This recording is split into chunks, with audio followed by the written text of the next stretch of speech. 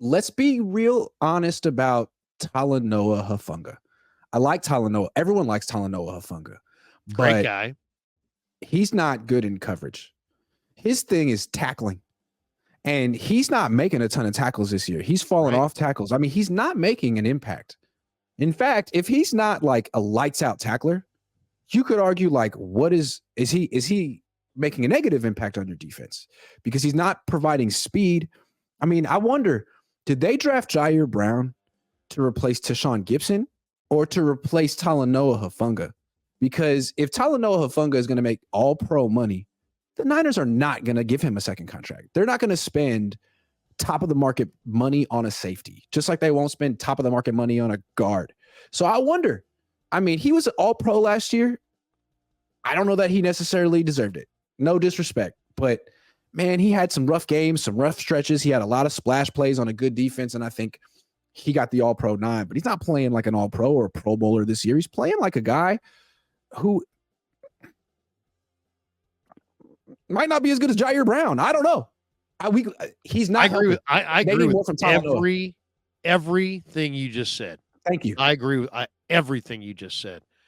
PMG says Huff needs knee surgery.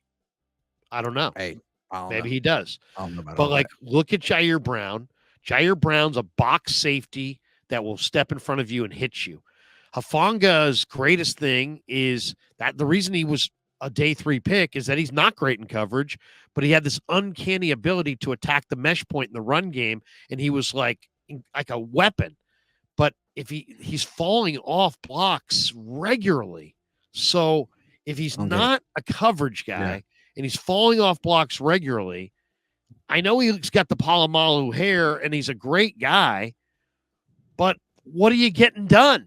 I mean, they're not good against the run, partially because he's not good against the run right now. That's what I'm saying. I mean, he's your strong safety. He's not an asset against the run or the pass right now. That's what it is. He's not an asset against the run or the pass right now, and neither is Gibson. Neither of the safeties are. The safeties slow have regressed. They really have. I mean, people hated Tart. Maybe they don't fit the scheme as much. Maybe they were really locked into whatever D'Amico was doing, because it was the second year in D'Amico's scheme where Talanoa really took off. Maybe there's a marriage there that I don't get, but right now, neither of these guys are doing anything. If you want to inject some life, maybe it's at safety. Yeah, no, it's a weird deal, right? Because Gibson's like the veteran back there who gets them lined up. He had a nice hit that got called a penalty. It was a bogus penalty. We all know that. But other than that, Gibson doesn't starch anybody in the run game. He seems like his coverage is just okay. What he's best at is if you can put a big rush up front and the ball gets tipped or the ball floats down the field, he will catch that ball. Sorry, Tart. Exactly. He won't do what Tart did. Sorry. He won't drop an easy pick.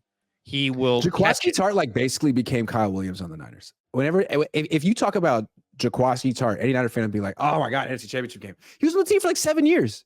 I know.